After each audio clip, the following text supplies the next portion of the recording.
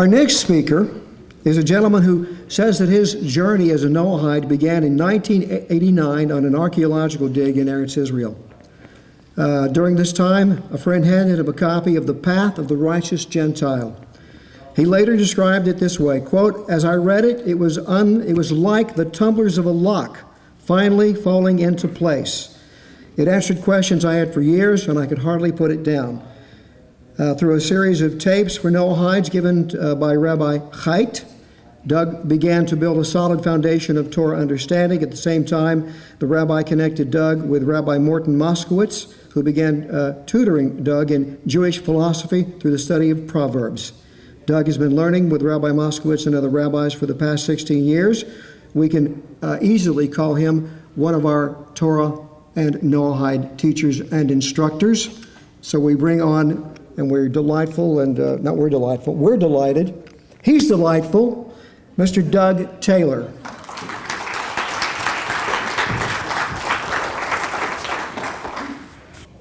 Good afternoon. So as we undertake the study of Torah, what kind of tools do we have available to us?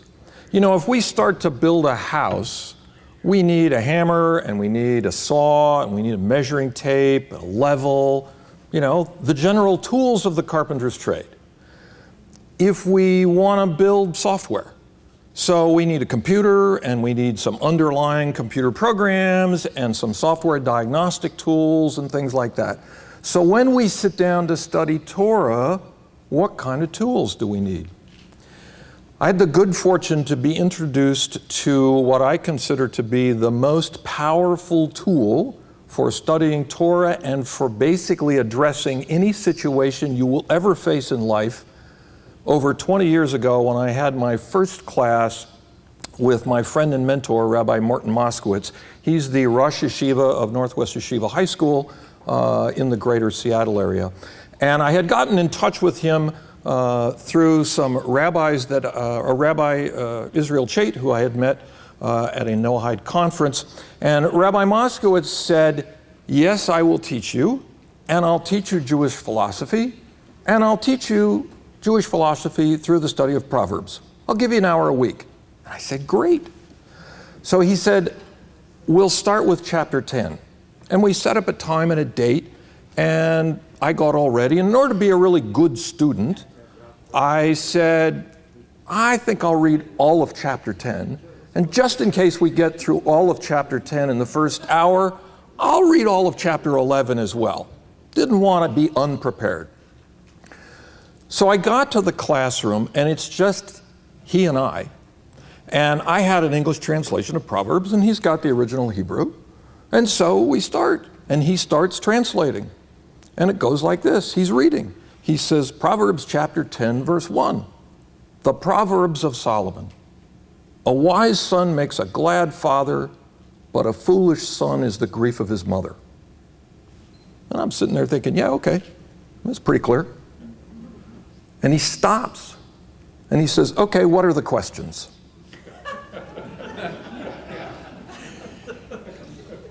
There was this pregnant, long silence. And I finally said, what do you mean, what are the questions? I did not have the foggiest idea what he was saying. He says, what are the questions? Like, the verse starts out and says the Proverbs of Solomon, right? Right? He said, this is the beginning of the 10th chapter, right? Right? He said, that's the title of the book, right? Right? He said, when's the last time you ever read an author who put the title of the book at the beginning of the 10th chapter? He said, what are those words doing there? As the first one. Then he says, a wise son makes a glad father, but a foolish son is the grief of his mother. Well, why didn't it say a wise son makes a glad mother, but a foolish son is the grief of his father? In fact, why didn't it just say a wise son makes glad parents, but a foolish son makes grievous parents? Why did King Solomon use that particular juxtaposition? Then he says, it says a wise son. He said, what's wise? And in essence, he said, can you define wise in 25 words or less without using any synonym of wise, smart, clever, intelligent, or anything like that, and have the definition be lucidly clear? We spent the entire hour on that particular verse, digging into it and exploring what was King Solomon trying to say to us in the context of those words. And that was the introduction to what I consider to be the most important tool that you'll ever have in your inquiry, and that is asking questions. We must ask questions. Now, someone might think, sit out in the audience and think, Doug, that's kind of nice, but did I fly all the way down here to Dallas in this heat to come into this room and have you tell me I should ask questions? I mean, that's pretty obvious, isn't it? Well, is it? Let's find out. Think back over your experience starting at the beginning of high school, and think about every class you have ever attended from high school until now. High school classes, community college, university, evening seminars, night school, luncheon speakers, whatever it might be. And if you can kind of crunch those all into a giant average in your mind, on average, you've got about 30 people in a room sitting there looking at one person who's making some kind of a lecture or demonstration. In your experience, out of all those classes, on average, how many students out of 30 will ask questions? What's your experience? One. Good, thank you. And it was you. Excellent. Anybody else have a different answer? I've had a chance to ask this question to lots of business audiences, and the average, most common answer that I get is 2. And with possibly one exception, no group has ever articulated a number greater than 5 out of 30. Now, does that mean that all the information presented in all those lectures was so lucidly clear that there are no questions to ask? I don't think so. I will submit to you it is because we are taught a particular protocol, particularly in American society, which is come in, sit down, open up your notebook, take out your pen, and be quiet. Okay, you might get away with 1 question, maybe 2, but try asking 5 or 6 or 10, and you may be labeled as someone with attention deficit disorder who needs Ritalin. Our society does not teach people to ask questions, and yet, how are we going to know if an idea is correct or if we ought to go down a particular path unless we engage in the process of asking questions? That is the way we learn.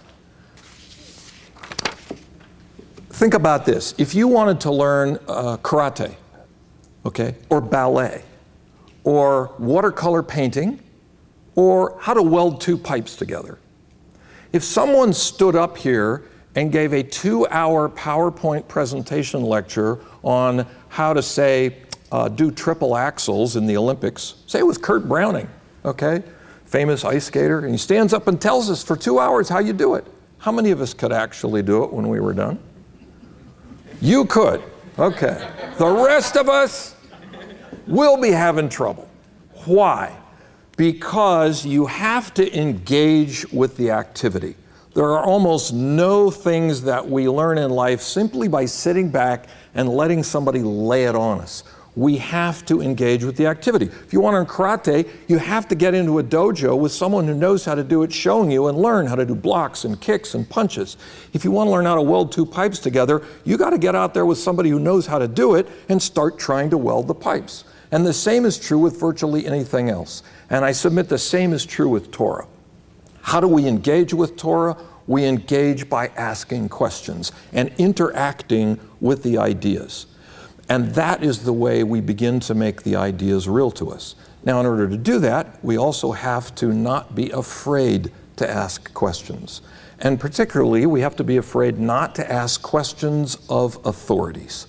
And I'll submit to you that asking questions of authorities may be the beginning of investigation. As you may have observed in our society, authorities sometimes don't like questions.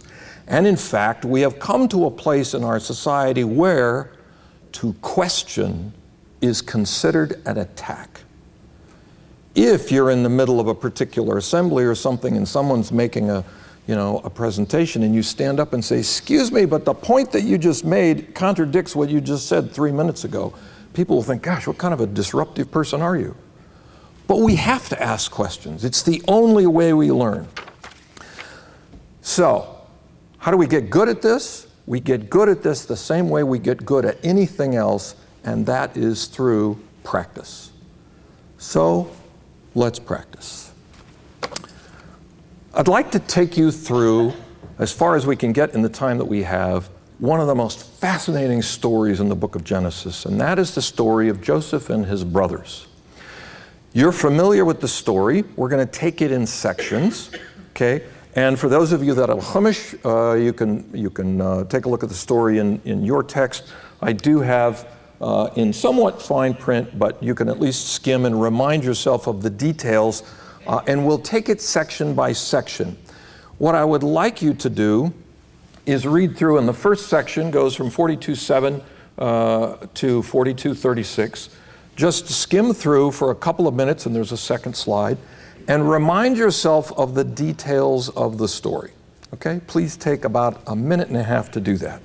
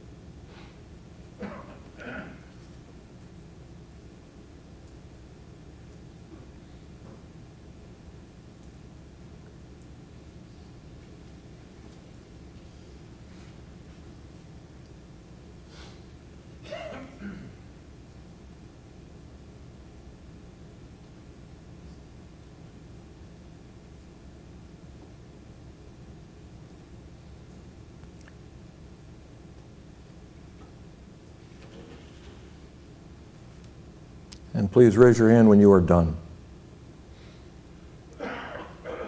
Okay, good. Would you find a partner, please? Find a partner, someone you can work with for the next few minutes.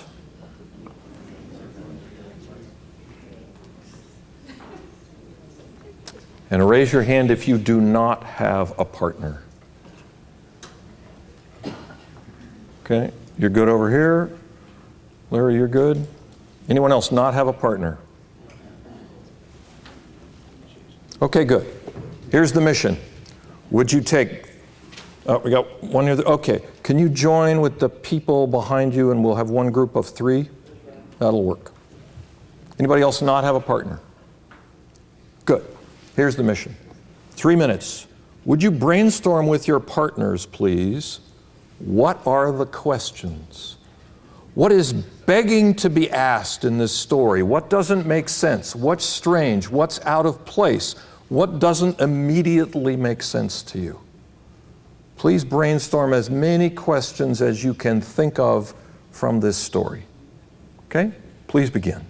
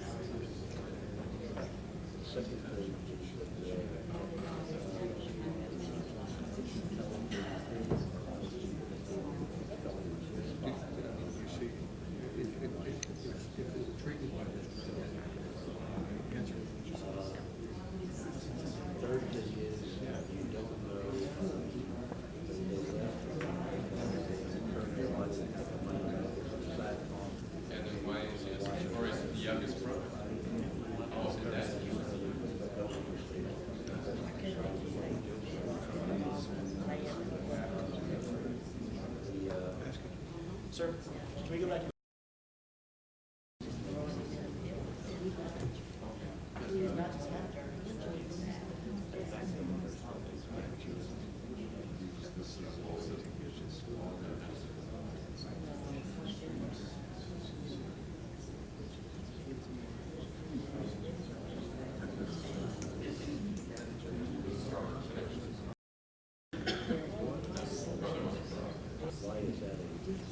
Okay. Who's got a question? Yes. Okay. Of the brothers that were held back, why was Simeon held back? Okay, good. Thank you. So I hand over here. Yes.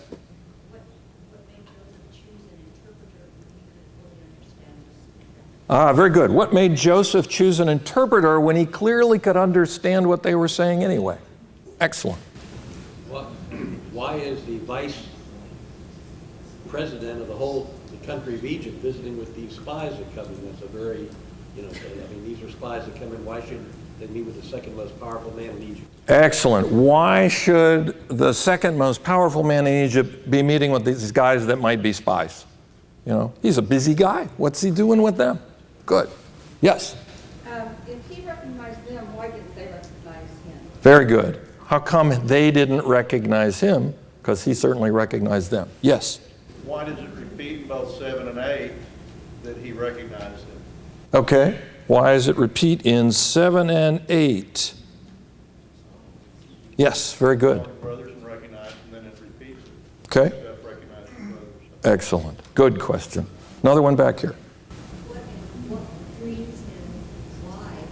Which dreams and why? What made him remember the dreams and which dreams? Yeah, what made him remember the dreams and why did he remember them? Okay. And which dreams? Okay. Hand over here. why was he so harsh in his questions, and what was his expectation that this would lead to a happy result? Excellent. Why is he so harsh with the brothers? I mean, these are his brothers already, you know? Why is he being so tough on them? Yeah. Yeah. Why don't you just say, hey, it's me, Joseph. You guys came at the right time. I'm in charge. Life will be great. Okay? Question back here. Why did he say that we were 12 sons, that one of us died, and one back? Why did he say we were 11 sons? Yeah. Why'd they say the bit about, you know, there's 12 of us and one of us is gone and one of us is back home? Why not just say, there's 11? Why did he pick them? How did they know? How did everybody know to pick up the brothers in the first place? We didn't have,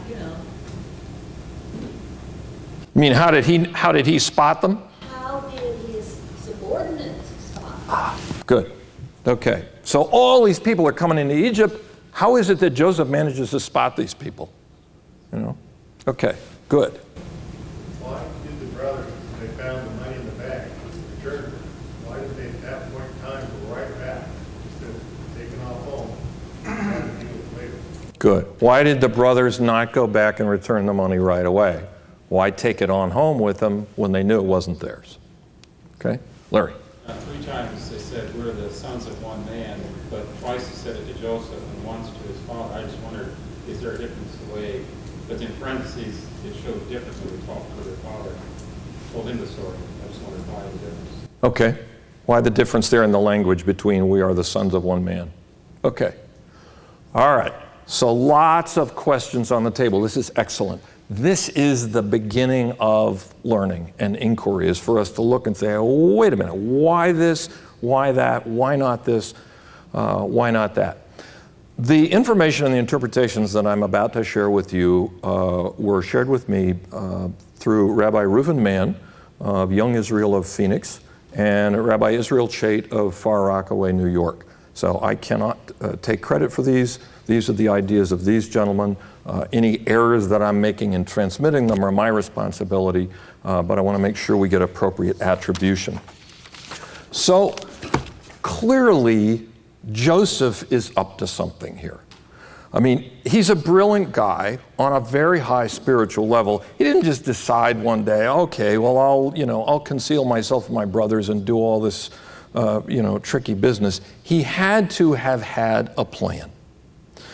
And Rabbi Mann suggested that he recalled the dreams that he had. You may recall the dreams that he had as a young boy and that he relayed to his brothers and his fathers that made his brothers jealous of him. And he realized that he had a mission here. Recall that Joseph is the son of Jacob and Rachel. And Jacob loved Rachel, and they had 2 children, Joseph and Benjamin. And those were Jacob's favorite sons, okay? And the brothers knew that. I mean, what child doesn't know it if mom and dad, particularly dad, has some favorites here? The guys knew this. And so Joseph realized that he was put in a position to help effect repentance on the part of his brothers with regard to how they had dealt with him before, and his father, who had failed to see the effect of his favoritism actions toward Joseph. This was not done out of revenge. This was done in order to help the family. Because as been written, I believe it's by Maimonides, that true repentance occurs when you face the same situation and you choose not to repeat the previous sin that you've committed when you were in that situation before. Now, before, the brothers had perceived Joseph to be a threat, and they had gotten rid of him. The question is, would they repeat that situation and that action if they were put in the same situation again? Now, I do want to pause and say, in the story of Samuel, in the book of 1 Samuel, Hannah prays for a child and ends up having Samuel. She's the husband of Elkanah. And the other wife involved, Peninnah, is having children and Hannah isn't. And there's some great angst on the part of Hannah of not having a child. Peninnah, in the story, goads Hannah to try to get her to pray. And the indication is that she did that in order to try to help Hannah, but the sages, as I understand it, criticize her for that, because you don't have the right to try to goad someone else into repentance. That's their situation. In this situation, my understanding is that Joseph did this because he had prophecy and knew through prophecy that this was what he was supposed to do. So I just want to make that distinction clear. So what is he doing? He's setting up a situation where he can set up Benjamin in a similar situation to what he was in beforehand. First of all, he comes across as a very tough ruler. He puts them on the defensive right away by accusing their spies, starts interrogating them, and from that he discovers they have a younger brother, Benjamin. They don't recognize him because, as I understand it, he was fairly young when they sent him away and sold him off. And he had grown and probably gotten more of a beard, and his appearance had changed somewhat. So he recognized them, but they did not recognize him. How did he know to spot them? He knew there was a famine. He knew that food would run out for everybody, and he knew his brothers would eventually have to come. So he was on the lookout for them and knew this was eventually going to happen, and he was going to have this confrontation. Now, a couple of other interesting things happen along the way. He tells them that the only way they can prove that they're who they say they are is they bring their younger brother Benjamin back, and one of them stays, and then he throws them in jail for 3 days. And then he pulls them out And he makes this kind of strange statement, I fear God. And then he says, okay, one of you go and the rest of you go, one guy stays. It's like, well, what are you doing? Like, you're changing your mind? And Rabbi Mann suggests that Joseph was very, very astutely, psychologically softening the brothers up. What he had to do was create a situation of tension, because they had to believe this was a dangerous situation for them. But if he went too far, they would think he was just crazy and they'd never bring Benjamin. So notice how he plays with their emotions. He tells them one thing, then he throws them in jail. Now we read this text that he put him in jail for 3 days, and then they came out and it's like, okay, fine. Be the brothers. You're in a strange country, you just got being accused of being a spy, and then the head guy throws you in jail. And you're sitting there. You have no idea how long you're going to be in jail. Is this 3 hours, 3 days, 3 weeks, 3 years? They don't know. And imagine the tension and the stress that's going on inside them sitting in jail. Then he pulls them out and says, look, I fear God. The sort of translation being, look, I'm a reasonable guy, I got to protect my country. Here's how we can both get what we want. One of you stays, the rest of you go, take some food with you, bring your younger brother back, everything will be fine. Well, if you're sitting in prison and you don't know what's going to happen, and all of a sudden you're pulled out and you're faced with this as a solution, it's like the brothers would jump at a chance like that. So he is creating this tension amongst them in order to make his plan work. Now, interestingly, in verse 18, it says, Joseph said to them on the third day, do this and live. This is not a threat, okay?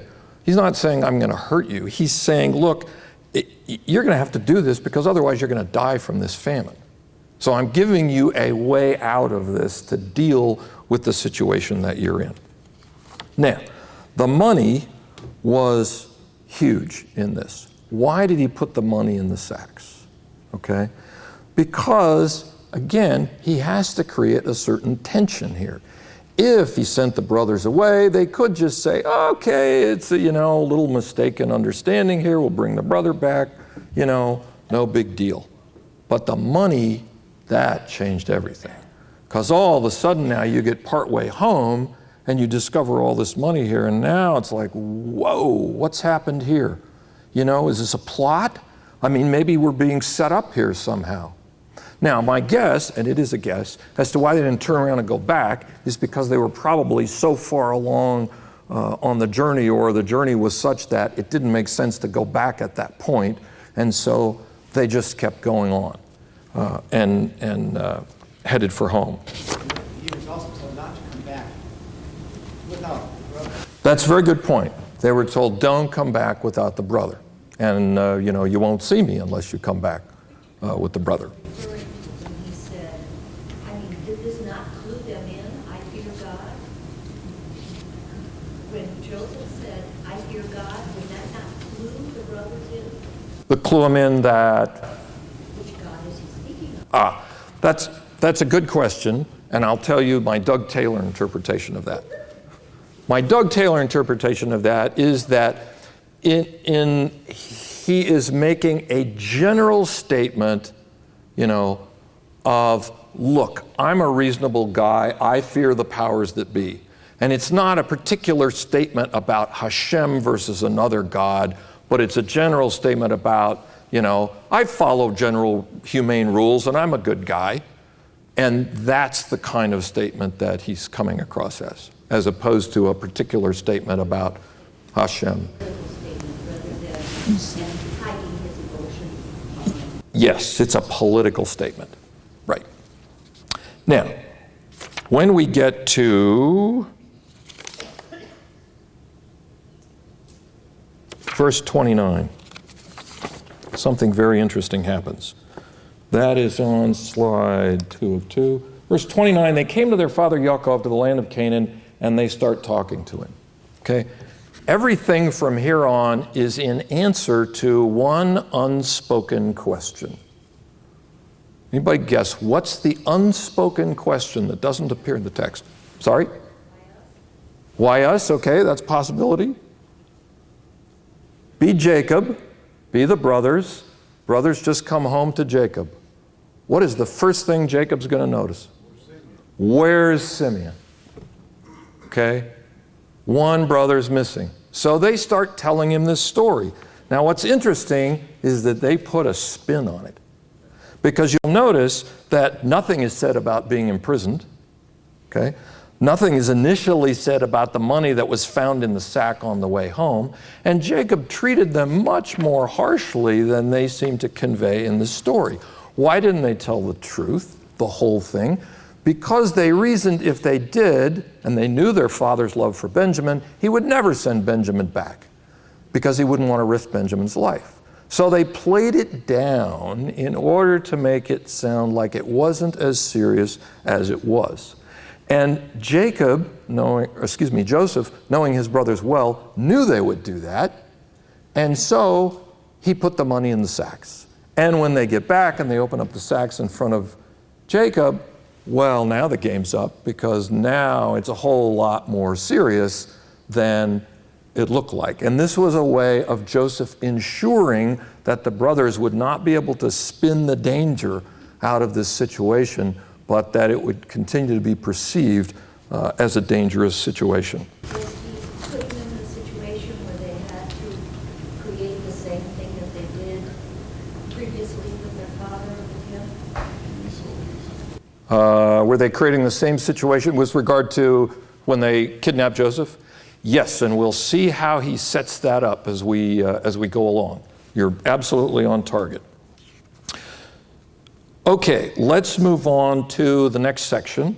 And I realize there's some questions there we didn't answer, and I will not be able to cover them all in the time we have, but I'd like to get you through as much of the story as we can, and I'll also give you a reference when we get done as to where you can go for more details on this.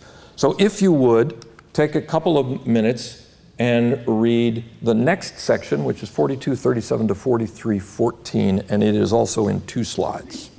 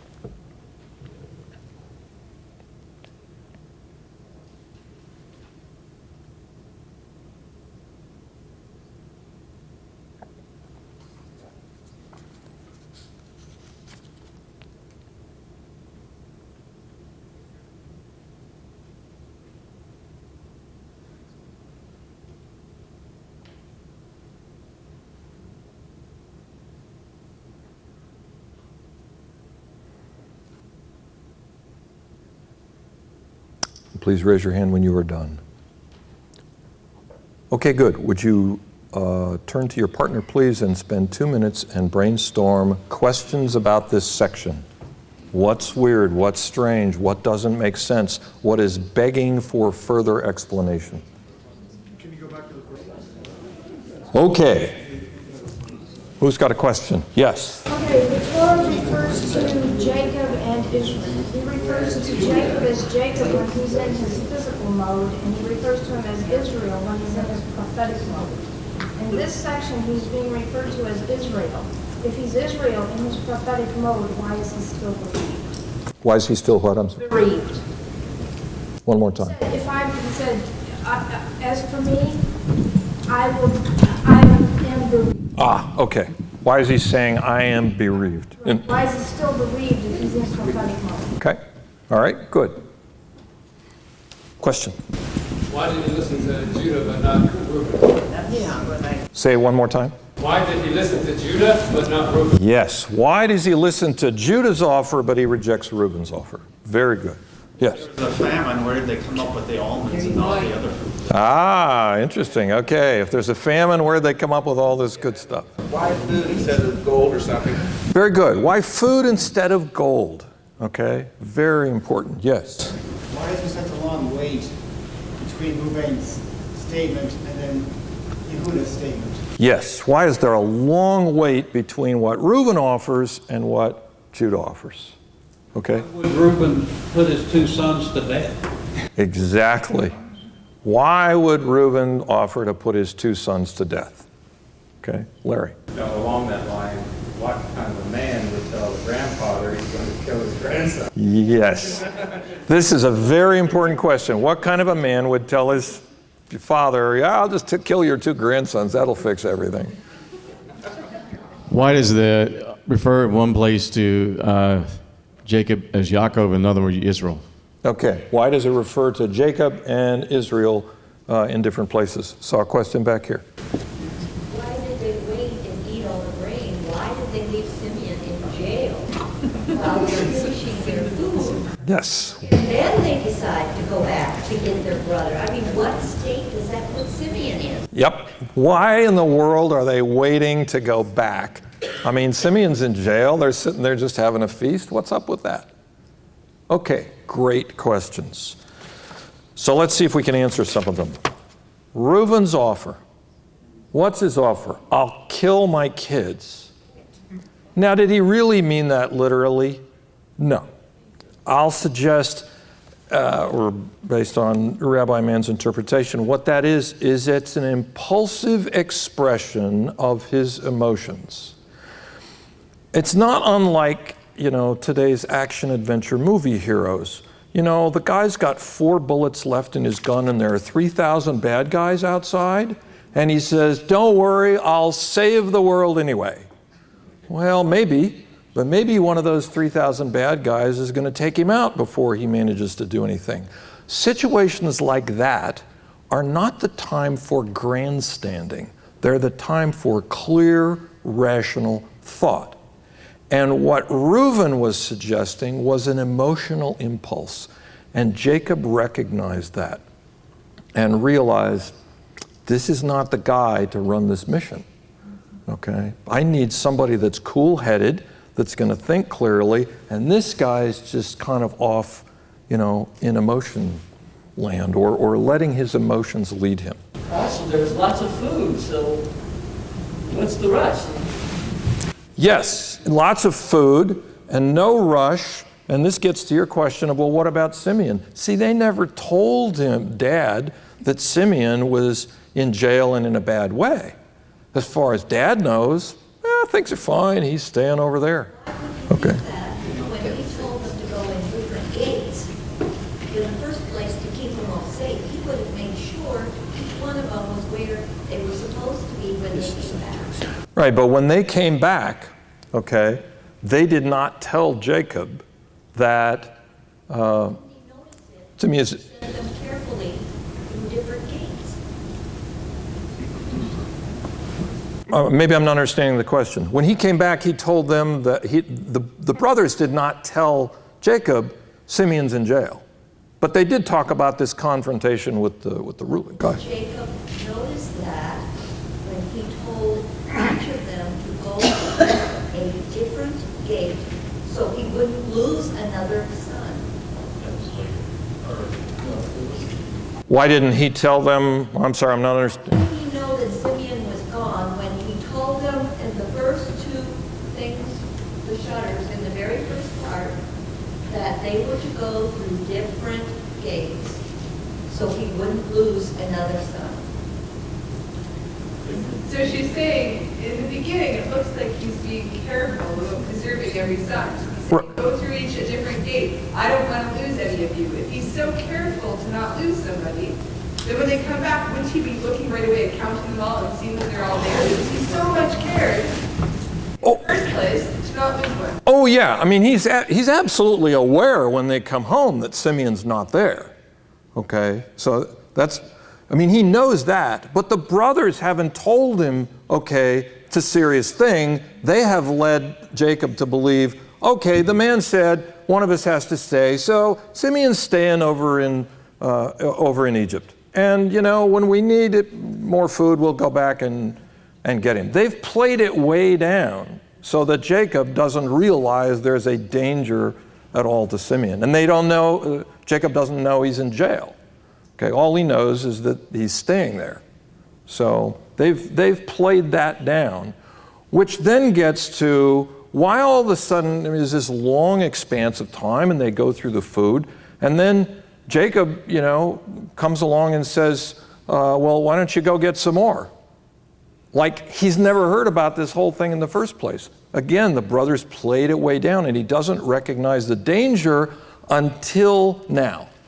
And when the brothers say to him, no, we can't go back there unless we bring Benjamin, okay, then he starts to realize this is a dangerous situation. Also, there's something I think called cognitive dissonance, where you're told a fact and you can't accept the fact because it's so much goes up against your whole mindset. So he was told the fact that they can't go back for food until they have Benjamin. But in his mind, he probably could not accept that. And he just sort of blocked it out. Because he can't imagine sending Benjamin out where he could be in danger. Mm-hmm. So when he asked him a second time, probably indicates that he really, literally just blocked it from his mind so he wouldn't think about it. I think that's a very possible situation. I mean, he's very tied to Benjamin. Things that happen today, we can think about the same issue where things are happening in the world and our families, whatever, and it's so difficult to accept that it's actually easier just to pretend it's not there than to deal with it. Yeah, it's not happening, I don't have to worry about it. And that seemed to be where he was until they got up to the point where it was kind of brought home to him again. Now, let me get on to Judah's plea or offer for a minute. Judah, rather than immediately approaching Jacob, said to himself, apparently, no, now's not the time. Sometimes it is not the time to approach a person about something. Sometimes you have to wait for the right timing. And he, no doubt, observed Jacob's response to Reuben and said, no, Dad's not in the right space for me to approach him now. Let me wait till things calm down and we get down to less food, and then I'll go to him. So there's this long space. And then I'll make my offer. And what's his offer? He says, if I don't, bring him back, I'll have sinned it to you for all time. What does that mean? What he's saying is, look, I can't offer you anything physical here. Okay, I will do everything I can. There's nothing to offer. I know how important Benjamin is to you. So I will personally take full responsibility with everything that I have to bring him back. And if I don't bring him back, you can hold it against me for the rest of my life. I'm going to put my entire life on the line for this. And Jacob recognized that insofar it was humanly possible, Judah was committed to bringing Benjamin back. And there was no better offer to be made. And Jacob recognized that and said, okay, I'll accept your offer. Question over here. I've always wondered why, this is back to the first section, why Joseph didn't say, bring back my father, or bring back his, their father along with Benjamin. Very good. Why, to me that was kind of cool. To me, it appears that he knew his father would do. So question is, why didn't Joseph just say, hey, bring your dad back and Benjamin and everything will be fine? Because he was trying to set up a situation to effect repentance for the brothers. And in order to do that, as we shall see, he had to put Benjamin at risk to see what the brothers would do. So if Dad had come back with them, well, then there's no big risk here because they're all together and, Dad's with him and, there's no threat that the brothers have to step in and deal with. But if Dad's at home and Benjamin is now at risk, as we shall see in the setup, Now the brothers have to decide, well, what are we going to do? Are we going to save Benjamin or not?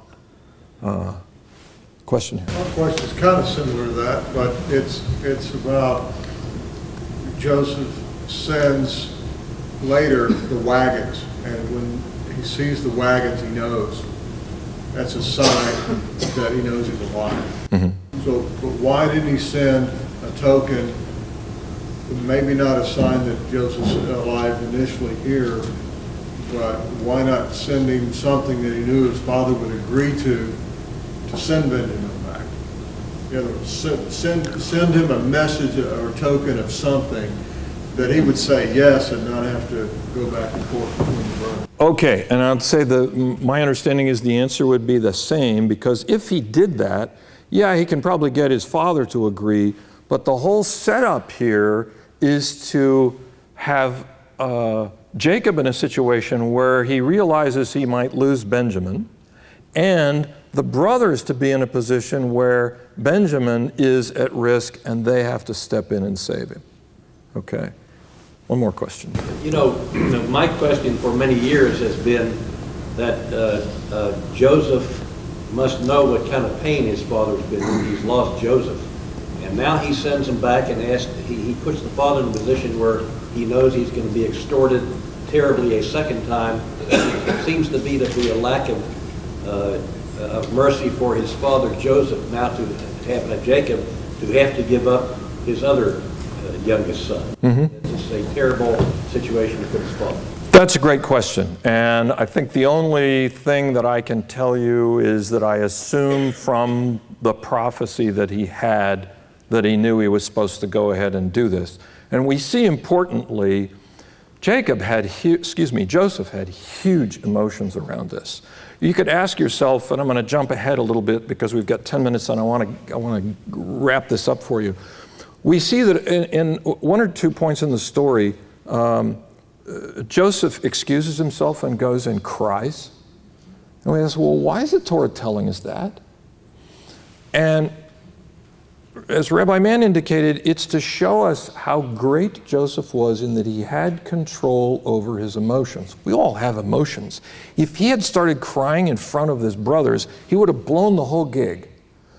But he had enough self-control to get himself out of the situation and yet feel the huge compassion for his brothers that this was putting them through, but stay with the plan in order to get all the way to the end. Now, let me kind of cut to a couple of things quickly, and we're not going to be able to answer all the questions, but I want you to get a sense of where this is going. Question was asked about the gifts, okay? If there are no wasted words in the Torah, why is the Torah telling us what they sent? A little bit of balsam, a little bit of honey, a little bit of pistachios. It's like, why?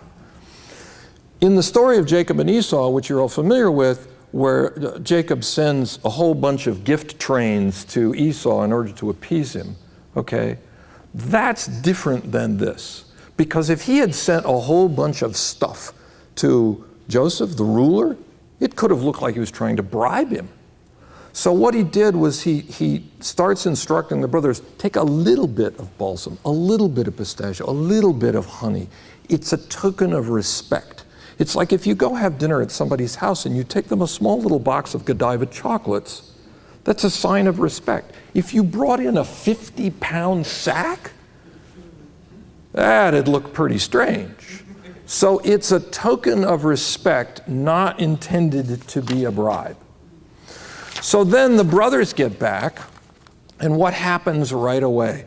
They're told, you're supposed to go over to the master's house. Let me back up one quick thing.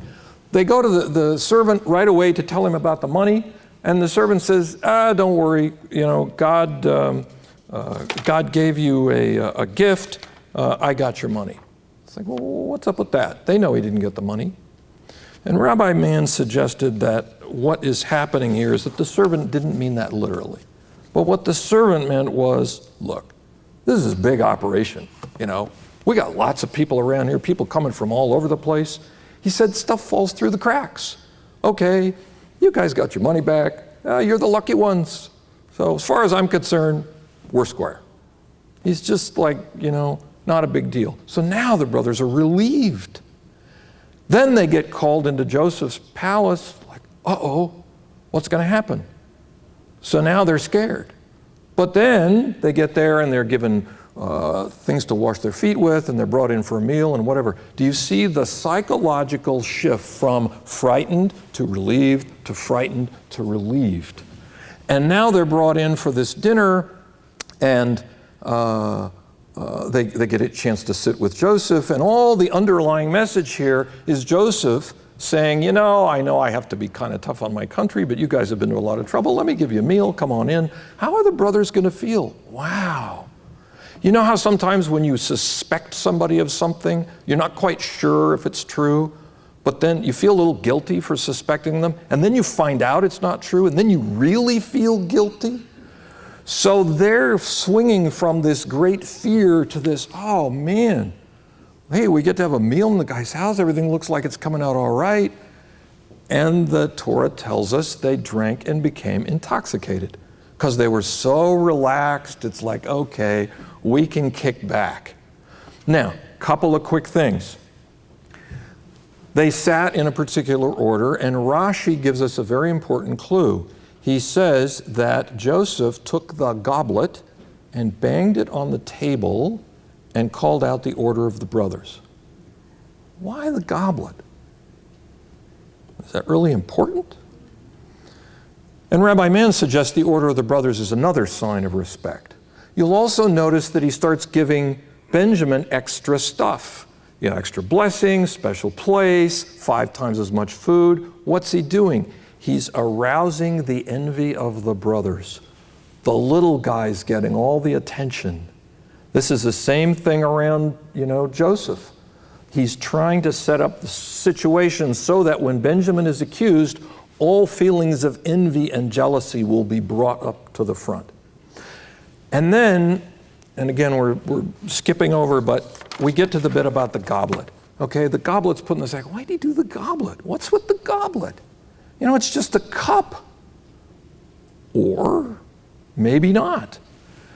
Because all the tension seems to be centered on that.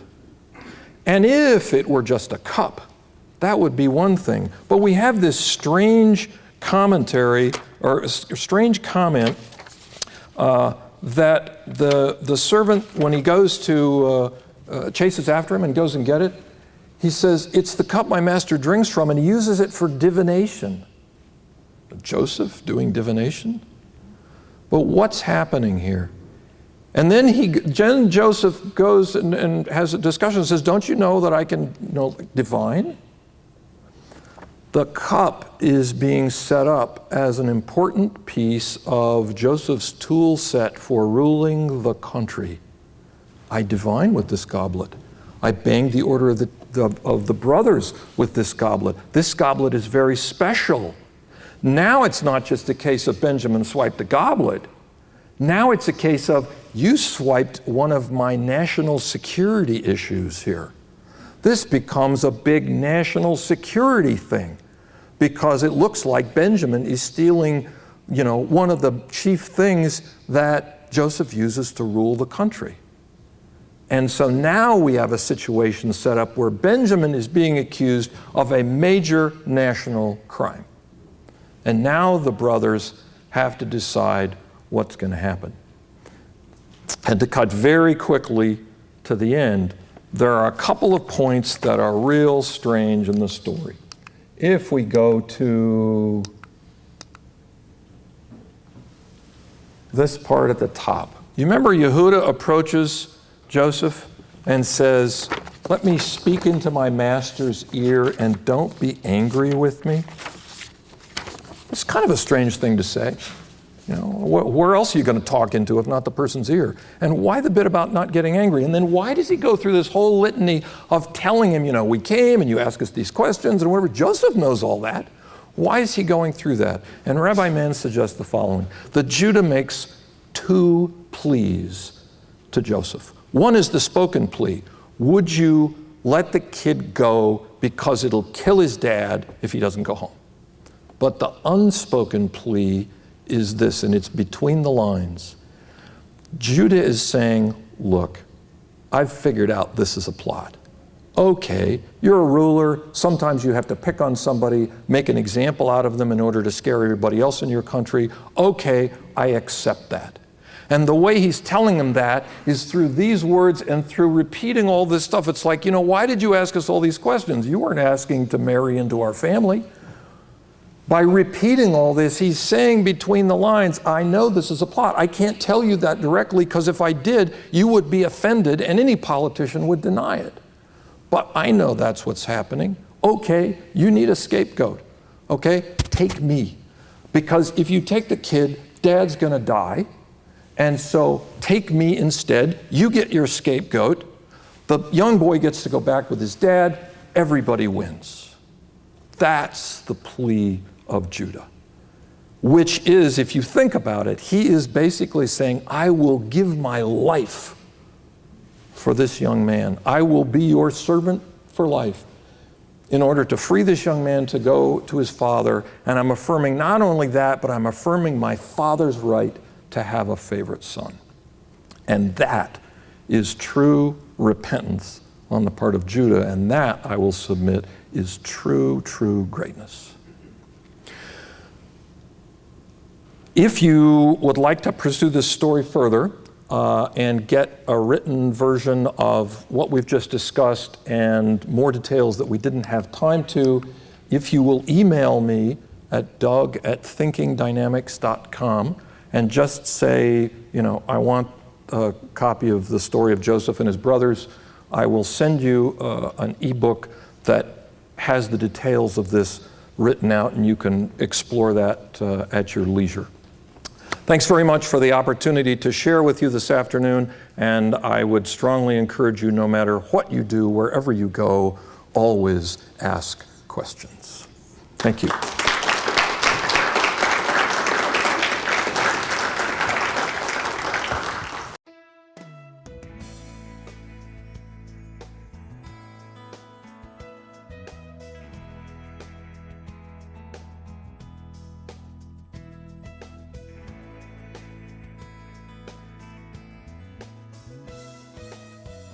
Open my lips to sing your praise, my heart to feel the joy.